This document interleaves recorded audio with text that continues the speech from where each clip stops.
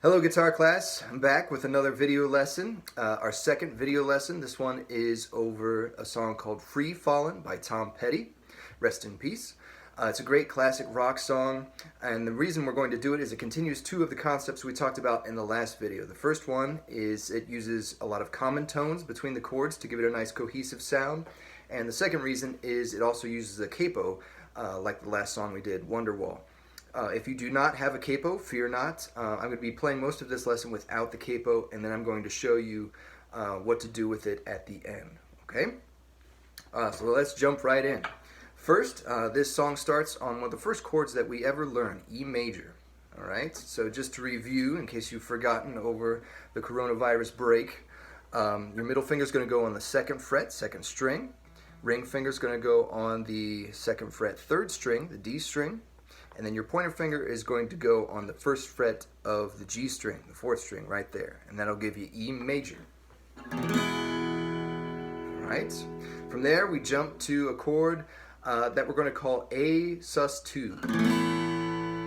Alright. It's a really pretty chord. I'm going to show you how to do it. It's very similar to A, but we leave off our pinky finger. So you're going to put your middle finger on the 2nd fret of the D string.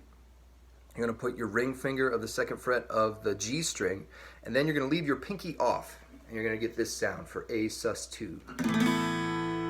Alright, so far we've got E major, and then A sus2. Okay, after we do that A sus2, we're going to play it again, and quickly go back to E major. Alright, and it's going to sound like this. I'm going to count myself off in case you'd like to play along, but here's how it goes. 1, 2, 3, 4.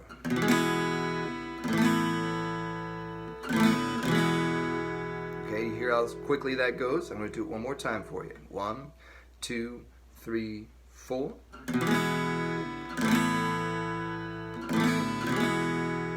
Alright. And we have one more chord to learn, and then you basically play the whole song. Okay, we're going to go to a chord called B sus4. All right, and if you know how to play a power chord or a bar chord, it's very similar to that. And before you freak out and think, oh no, Mr. U's going to make me play another bar chord, fear not. We're not going to have to lay your finger down across the strings and then scream in agony while we do this. It's actually a little bit easier than that. But the shape in general is the same. It's like we start to play a bar chord and then give up halfway through. Alright, you're going to take your 1st finger and put it on the 2nd fret of the A string. You're going to take your ring finger and put it on the 4th fret of the D string right there. And then you're going to put your pinky right below it on the 4th fret of the G string. And that's all you're going to do. You're going to let the other strings ring out. Alright, so pointer finger, 2nd fret, 2nd string. Ring finger, 4th fret of the 3rd string.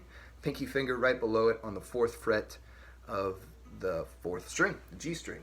And you're going to play starting on the 2nd string for B sus4. And you'll notice that all 3 of these chords, E major, A sus2, and then B sus4, the bottom 2 strings ring out the whole time, giving it a really nice cohesive sound.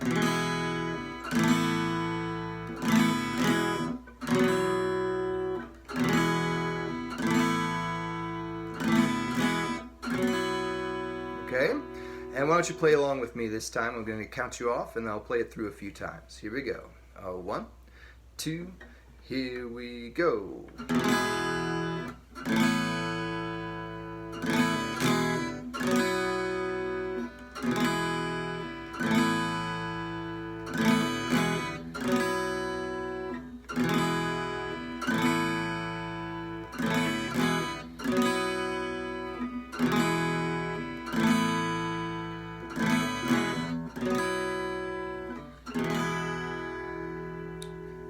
And there you go. That's the chord progression throughout the entire song. Now we add a bit of a strum pattern to it, which you might get in a little bit at the end, but just really concentrate on getting those chords changing in time for now. All right, that's going to be the main focus. I'm going to show you what to do before the capo. I'm going to show you, sorry, I lost my train of thought there. I'm going to show you one last thing that we do toward the end of the song, one technique I want to show you. It's called palm muting. All right, and you're going to take the side of your hand and lay it across the strings right here, right next to the bridge, and then you're just going to use your remaining fingers here, and you're just going to be kind of chugging along as you keep your side of your hand in contact with the strings. All right. Now, if you go too far this way, the strings aren't going to sound. You just get this thwacky sound. If you go too far this way, the strings are going to ring out. Okay, so you got to find that sweet spot where the strings still ring and you can hear the sound. Okay, and you're going to play the same chords that we do earlier in the song, but just with this constant chugging in your strumming hand. All right, and it's going to sound like this: 1, 2, 3, 4.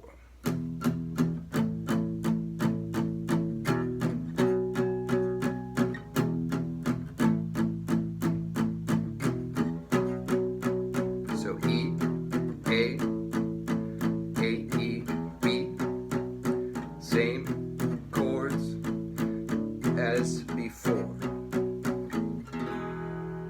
All right. So once again, that's called palm muting. It uses it a lot in metal songs. Obviously, this is not a very heavy metal song, but it's a cool technique to learn and use even on acoustic guitar. Okay. Now, finally, I want to show you, if you've got a capo, what you're going to do with it. This song has the capo placed on the 1st fret of the guitar, and you're going to just do the same chords that we did before, but the 2nd fret becomes your new 1st fret, right? So everything gets moved over a fret. We play E major to A sus2, A sus2, E major, and then to B sus4, which now happens on the 3rd fret. So just find the 3rd fret, and your ring and pinky will go on that first dot, and you'll make sure you're in the right place. Okay. Eventually, there's a little bit of a strum pattern that gets added to it. I'm going to play it a little bit to give you an idea, and then I will have it broken down in the description or in a worksheet that will be attached to Google Classroom if you want to get into that further. Okay, so here's how the chord progression will sound with the strum pattern in the song. Okay, 1, 2, and here we go.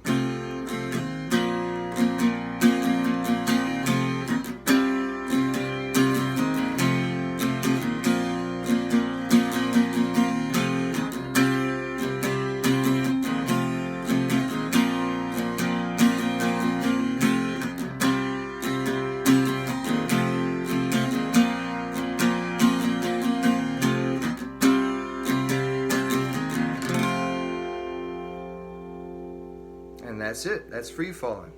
Hope you guys are doing well and surviving out there. I hope to see you in person soon before the school year's over. Take care. Be safe.